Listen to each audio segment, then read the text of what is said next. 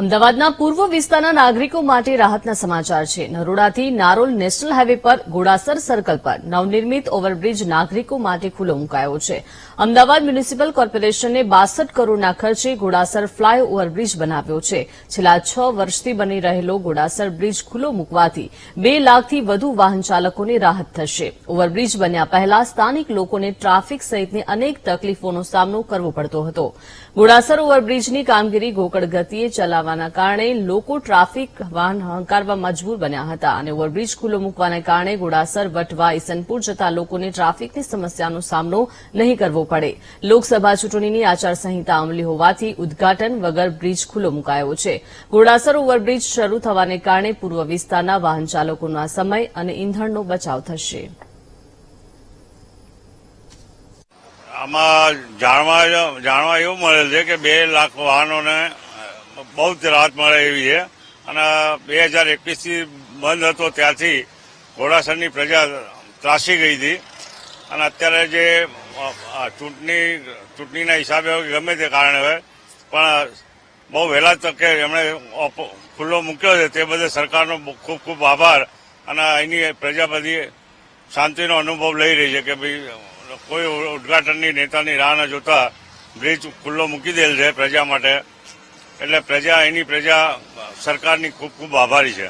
बहुत फायदा होगा, अपने को टाइम भी बचेगा और अपने जो पेट्रोल ज्यादा खर्चा होता था वो भी कम हो जाएगा और अपने ट्रैफिक में बहुत दिक्कत होता था। एक 1.5 घंटा लग जाता था यहाँ ट्रैफिक में अपने को निकलते तो वो टाइम अपना बहुत सेफ हो जाएगा। मेरे को ये ब्रिज बनना चालू हुआ लगभग 1 साल के ऊपर हो गया होगा, तो तब से बहुत दिक्कत होता था। कभी कभी तो इतना ट्रैफिक होता था अपने को घूम के दूसरे रास्ते से जाना पड़ता था, बहुत दिक्कत होता था। अभी तो काफी मतलब बहुत अच्छा लग रहा है कि ये ब्रिज आज चालू हो गया है और आज से अपने जाने आने का जो है टाइम बहुत बचेगा, बहुत अच्छा रहेगा।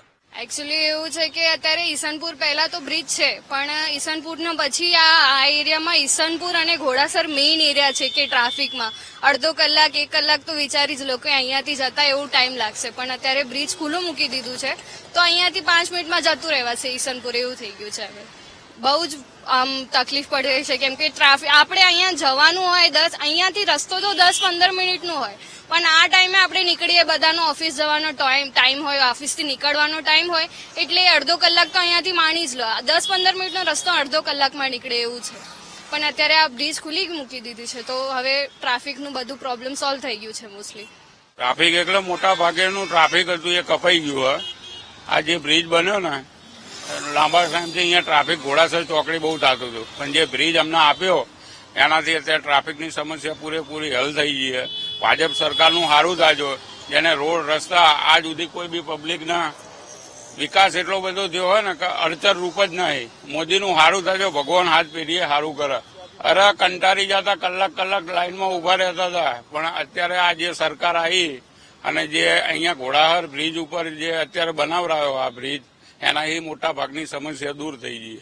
હું અહીંયા છેલ્લા 20 વર્ષથી રહું છું બરાબર। અમારે અહીંયા કેનાલ ઉપર ટ્રાફિક થઈ ગયું તો અડધો કલાક ઉભો રહેવું પડતું હતું અને આ નવો હાઈવે બન્યા પછી ઘણી સગવડ થઈ ગઈ છે। ટ્રાફિકનું સરસ નિરાકરણ સરકારે ઘણી સારી કામગીરી કરી છે। અમારે દુકાને જવા માટે અડધો કલાક તો ટ્રાફિકમાં જ ઉભું રહેવું પડતું હતું એટલે રોજનો અડધો કલાક એટલે મહિનાના 15 કલાક તો ટ્રાફિકમાં અમારે જતા રહેતા હતા। આ છેલ્લા 6 મહિનાથી કામ છે। 6 મહિનામાં બ્રિજ તૈયાર થઈ ગયો અને ખૂબ ઝડપથી કામ કરેલ છે। સરકારશ્રીએ ઘણું સારું કામ કર્યું છે એ બદલ સરકારશ્રીનો આભાર। અમદાવાદના પૂર્વ વિસ્તારમાં રહેતા નાગરિકોને જે ટ્રાફિકની સમસ્યા નડતી હતી તેનો હવે અંત આવશે કારણ કે ઘોડાસર સર્કલ પર જે બ્રિજ બનાવવામાં આવ્યો હતો તે અત્યારે ખુલ્લો મૂકવામાં આવ્યો છે। 2.5 લાખ જેટલા વાહન ચાલકો દિવસ દરમિયાન રોજ એક દિવસ દરમિયાન અહીંયાથી પસાર થવાના છે। જે નરોડાથી નારોલ નેશનલ હાઈવે પર પસાર થતા ઘોડાસર સર્કલ પાસે જે બ્રિજ બનાવવામાં આવ્યો હતો તે આજે ખુલ્લો મૂકવામાં આવ્યો છે। ટ્રાફિકની જે સમસ્યા લોકોને નડતી હતી આ બ્રિજ બંધ હોવાને કારણે તે હવે લોકોને નહીં નડે। અહીંયાથી પસાર થતા લોકોને આ ઘોડાસર બ્રિજના કારણે સમયનો બચાવ થશે। અંદાજે 62 કરોડના ખર્ચે આ બ્રિજ બનાવવામાં આવ્યો હતો કે જે છેલ્લા ઘણા સમયથી બંધ હતો પરંતુ લોકસભા ચૂંટણીને કારણે આચારસંહિતા હોવાથી બ્રિજ તૈયાર હોવા છતાં પણ તેનું ઉદ્ઘાટન નહોતું થઈ શકતું, કારણ કે આચારસંહિતામાં કોઈ પણ જાતનું ઉદ્ઘાટન થઈ શકતું તેમ નથી.